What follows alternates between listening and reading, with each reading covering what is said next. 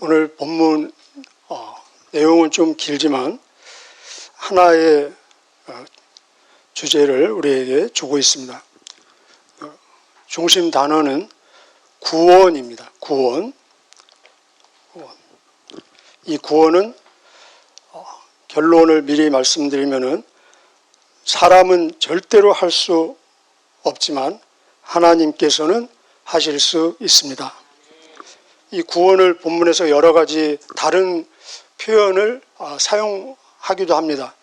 하나님 나라에 들어가는 것, 또 밑에 내려가면은 부자 청년 대화에서는 영원한 생명, 영생으로도 표현하고 중생, 거듭남으로도 표현하고 이신칭의, 믿음으로 의롭다함을 받는다라는 이신칭의로도 표현하고 또 양자, 하나님의 자녀됨으로도 표현하고 예수님과 연합, 제사함, 우리 찬송한 것처럼 속죄함, 속량, 구속, 그런 다양한 표현들, 그러나 그 내용은 결국은 구원입니다.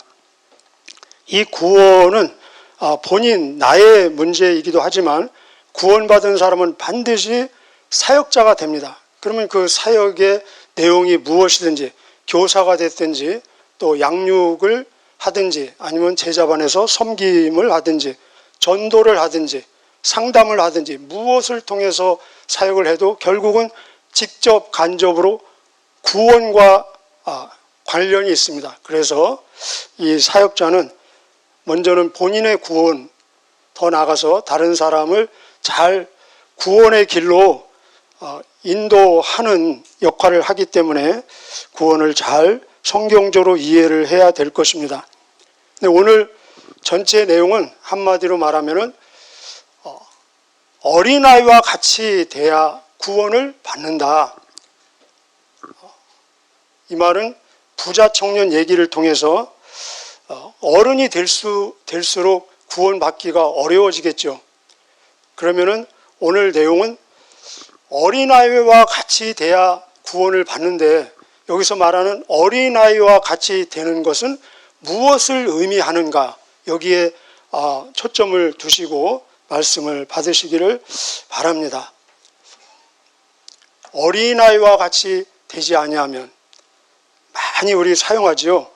주일학교 헌신예배 때도 많이 사용하고 그와 반대로 또 부자는 얼마나 천국에 들어가기가 어려운지 여기 낙타가 바늘기로 들어가는 것보다 더 어렵다. 이것은 지나친 표현이 아니라 오히려 축소된 표현일 정도로 맞는 말입니다. 그러면 어린아이와 같이 된다는 의미가 무엇인가? 먼저 이 본론을 들어가기 전에 한 3가지 정도 전제 이렇게 정리할 내용이 있습니다. 첫째는 어린아이는 무조건 구원받고 어른 부자는 무조건 구원받지 못한다라는 말은 아닙니다. 우리 다 동의하실 겁니다. 또 하나, 어린아이와 같이 된다는 이 내용은 어떤 윤리, 도덕, 성품의 내용이 아닙니다. 그래서 우리 쉽게 그냥 생각하면은 어린아이 같이 정직하고 겸손하고 순수해야 된다로 오해하기 쉬운데 절대 성품의 문제가 아니라는 것입니다. 물론 우리가 구원받으면 성품이 변합니다. 그러나 성품으로 구원받는 것 아닙니다. 그리고 어린아이는 우리가 보기에 조금해서 그렇게 보일 뿐이지 사실은 착하거나 이렇게 겸손하지 않습니다. 오히려 애기면 애기일수록 죄인으로 태어나서 본능에 충실할 뿐입니다. 자기만 압니다. 다른 사람을 배려할 수도 없고 그리고 굉장히 이기적이에요. 그죠? 막 배고프면 젖달라고 울부짖고 엄마가 젖 줄 때 엄마는 식사하셨어요? 묻고 젖 먹는 애기 하나도 없습니다. 오직 자기만 아는 것이 어린아이의 특성이라는 것입니다. 또 어린아이와 같이 되지 않으면 천국에 들어가지 못한다 할 때 어린아이와 같이 되는 이 내용은 무엇인가? 이 속성은 제가 미리 말씀드리는데 구원받을 때만 적용되는 본질적인 속성입니다. 그래서 이 세상에서 어떤 이 성숙의 관점에서 봤을 때 이 속성은 좋은 속성이 아닙니다. 그래서 세상에서 우리가 받는 교육은 이런 속성을 줄이고 제거하는 것이 교육의 목적입니다. 그래서 성숙하면 성숙할수록, 어른이 되면 될수록 이런 속성을 벗는 것이 목적입니다. 그래서 어른이 될수록 구원을 이해하는데 혼란스럽고 혼돈이 올 수 있다는 것입니다. 왜냐하면 이런 속성은 좋지 않은 속성인데, 이 성숙과 어떤 도덕의 관점에서, 그런데 구원을 받는 그 영역에 있어서는 반드시 이런 속성이 돼야 구원을 받는다는 것입니다. 자, 그러면은 본론적으로 어린아이와 같이 되지 아니하면 구원받지 못한다. 구원받기 위해서는 반드시 이런 어린아이와 같은 본질적인 속성을 가져야 되는데, 본문에서 예수님이 우리에게 주시는 그 내용은 두 가지 정도 우리가 볼 수 있습니다. 우리 15절 같이 한번 읽어보실까요? 아까 읽었는데 시작. 내가 너희에게 진정으로 말한다. 어린이처럼 하나님 나라를 받아들이지 않는 사람은 결코 그곳에 들어가지 못할 것이다. 여기 받아들이지 않는, 받는 것입니다. 구원은 쟁취하는 것도 아니고 성취하는 것도 아니고 이루어가는 것도 아니고 그냥 받는 것입니다. 받는 것. 우리 은혜 받는다, 축복 받는다, 구원 받는다 그러죠. 첫째는 전적인 무능력입니다. 철저한 의존성, 수동성을 말하고 있습니다. 우리도 어린 아기의 시절 경험이 있죠. 다 태어난 경험이 있죠. 태어날 때 어떻게 태어납니까? 태어날 때는 자기의 선택, 의지, 능력과 전혀 상관없이 자기에게 모든 주어지는 거 보십시오. 부모님, 생일, 고향, 국적, 성별, DNA, 모양, 피부 색깔, 모든 것은 다 주어지는 것입니다. 철저히 의존적이고 수동적이라는 것입니다. 자기가 선택하는 것 하나도 없습니다. 그래서 이 어린아이는 일정한 기간 동안 먹여줘야 되고 입혀줘야 되고 그리고 보살펴줘야지 그냥 방치하면 다 죽게 된다는 것입니다. 바로 구원은 그런 상태로 받게 된다는 것입니다. 철저히 의존적인 것이라는 것입니다. 그런데 여기 부자 청년은 전혀 의존적이지 않습니다. 예의가 있고 교양이 있습니다. 의지가 있습니다. 능력도 있습니다. 내가 구원을 받기 위해서 내가 뭔가 하겠다는 것입니다. 그러면 그럴수록 구원과는 멀어지게 된다는 것입니다. 여러분 혹시 물에 빠진 사람 구출하는 장면 보셨습니까? 구조대원으로 일해본 경험이 있으십니까? 저는 구조대원으로 일한 사람의 간증을 들은 적이 있습니다. 사람이 물에 빠져서 막 허우적거리면서 사람 살려 할 때는 살리지 않는다는 것입니다. 100% 자기의 힘이 다 빠져서 그냥 떠내려갈 때, 그때가 구조하는 사람의 힘에 100%의 힘으로 구조하는 타임이라는 것입니다. 만약에 그 사람이 막 허우적거리면서 사람 살려 할 때는 아직도 힘이 남아있는데 그때 구조하러 들어가면은 그 힘을 어디에 쓰느냐? 구조하는 것을 방해하는 데 쓰게 된다는 것입니다. 그래서 전적으로 하나님이 우리를 구원하시는데 내가 거기에 뭔가 조금이라도 힘을 보태려고 힘쓰면은 오히려 하나님이 나를 구원하는데 방해하는 역할을 하게 된다는 것입니다. 사실은 이것은 어른이 될수록 어떤 윤리, 성숙의 관점에서는 좋지 않은 속성이죠. 독립심이 있어야 되고 자립심이 있어야 되잖아요. 전적인 막 의뢰하고 남을 의지하고 이거 안 좋은 거잖아요. 그런데 구원에 있어서는 철저하게 의존적이고 무조건 매달리고 그래서 구원을 받는다는 것입니다. 더 저와 여러분 어린아이와 같이 되시기를 주님의 이름으로 축복합니다. 두 번째, 어린아이와 같이 되지 아니하면 무엇을 말하느냐? 받는 것을 좋아한다는 것입니다. 아까 여기 또 나왔죠, 본문에. 받아들이지 아니하면, 어린아이와 같이 받들지 아니하면, 어린아이의 본질적인 속성은 무엇이냐? 받는 것을 좋아한다는 것입니다. 수용성이 있다는 것입니다. 특별히 부모님에 대한 무한한 신뢰가 있다는 것입니다. 아기는 주는 대로 받지 않습니까? 무조건 받지 않습니까? 막 골라서 자기 취향에 따라서 받는 것이 아니라 주는 대로 다 그냥 받는다는 것입니다. 그래서 자라면서 부모님이 무슨 교육을 시킵니까? 모르는 사람이 사탕 주면 받지 마! 막 그렇게 교육을 시키지 않습니까?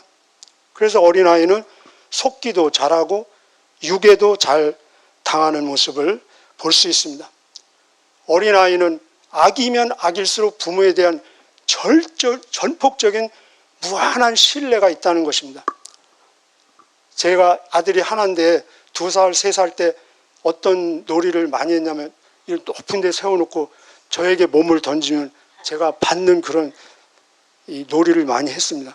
나중에 제가 이제 안 받을 거야 하고 이래도 오히려 더 던지면서 꼭 표정이 그래 네가 나를 안 받을 수 있어 하면서 막 더 던지는.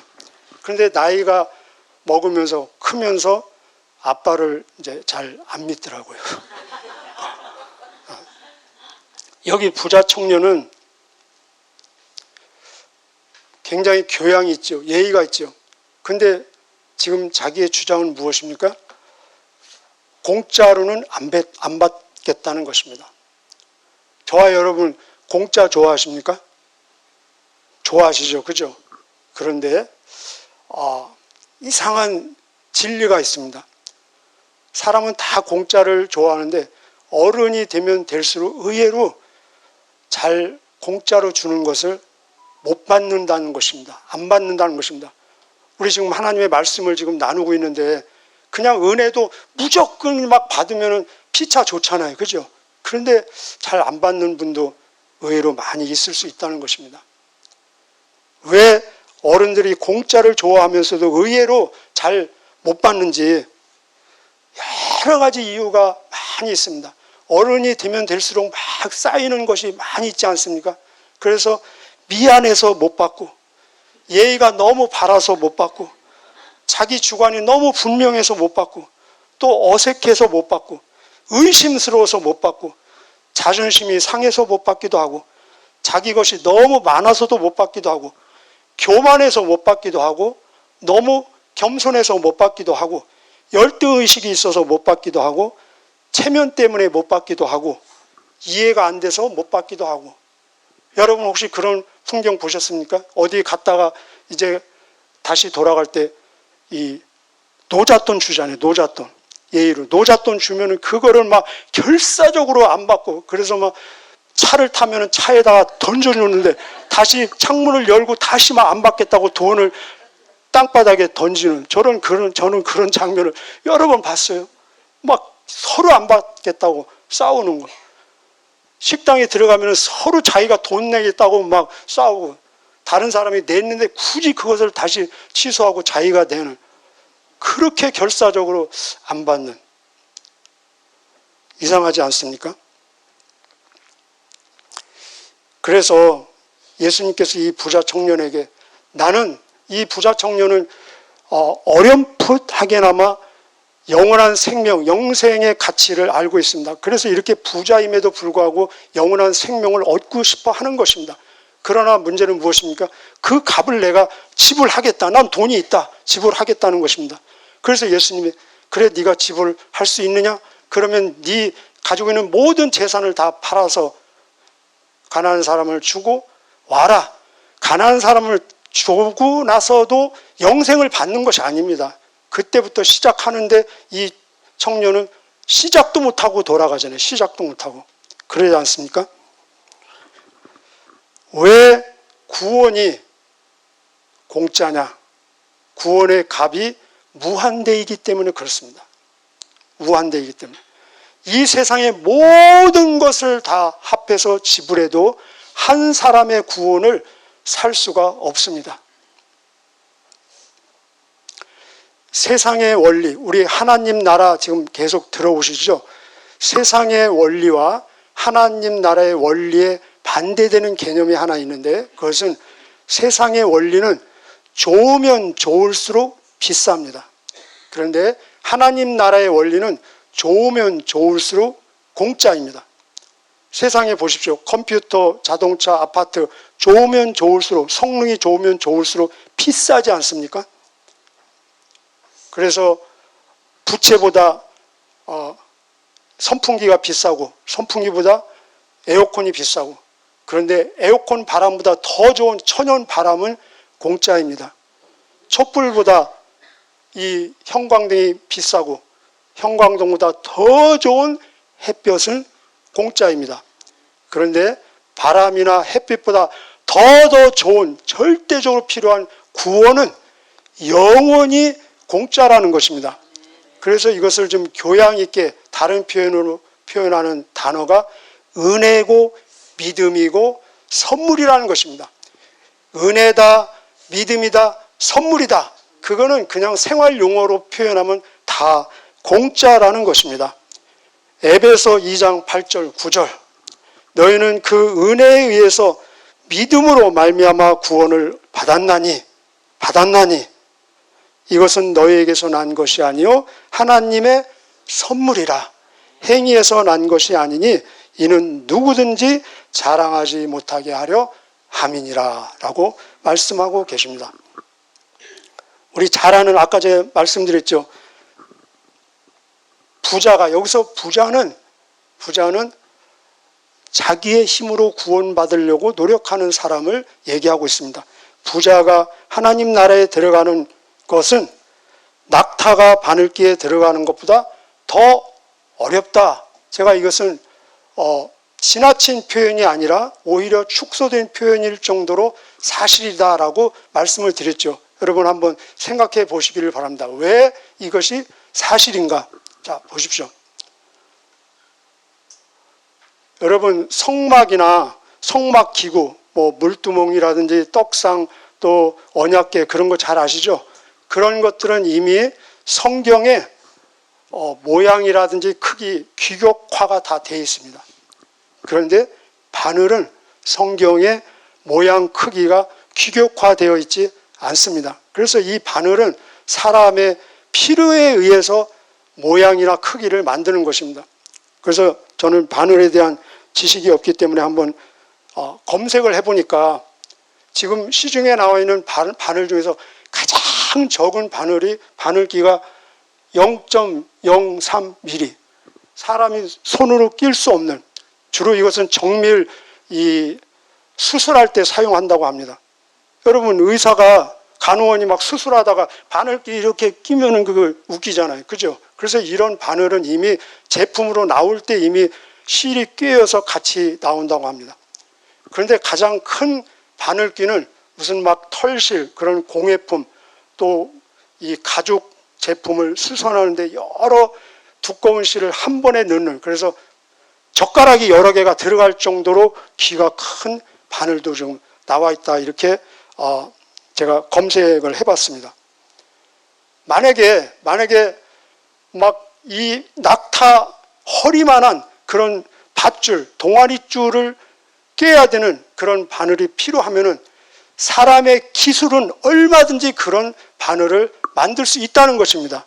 다만 필요성이 없기 때문에 안 만들 것뿐이지 그런 기술과 능력은 인간들이 다 이미 갖추고 있다는 것입니다. 그런데 구원은 인간의 모든 기술과 능력과 헌신과 충성, 봉사 모든 것을 다 합해도 인간의 힘으로는 이루어낼 수가, 만들어낼 수가 없다는 것입니다.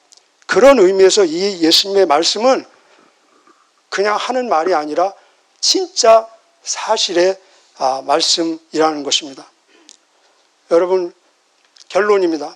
우리가 구원의 영역, 구원의 문제를 접근할 때는 절대로 내 입장에서 접근하는 것이 아니라 하나님 입장에서 접근할 때 풀린다는 것입니다. 내 입장에서 구원을 접근하면 이것은 힘든 것이 아니라 아예 불가능하다는 것입니다. 내가 얼마나 신앙생활했고, 내가 하나님을 위해서 무엇을 했고, 어떤 헌신, 충성, 봉사, 희생을 했다 하더라도 그것에 억만 배를 더해도 구원에 이를 수가 없다는 것입니다. 그런데 하나님으로부터 시작하고 하나님으로부터 접근할 때는 이 구원은 굉장히 쉬운 정도가 아니라 100% 가능하고 이미 성취된 것이라는 것입니다. 여러분, 구원을 정리하실 때 하나님의 무엇을 우리는 묵상해야 되느냐? 하나님의 사랑과 하나님의 능력과 하나님의 소원과 하나님의 주권성, 그리고 예수님이 하신 일, 그리고 예수님이 주신 약속과 보장입니다. 하나님은 사랑이 넘치시고 하나님 자체가 사랑이십니다. 동의하시죠? 그죠?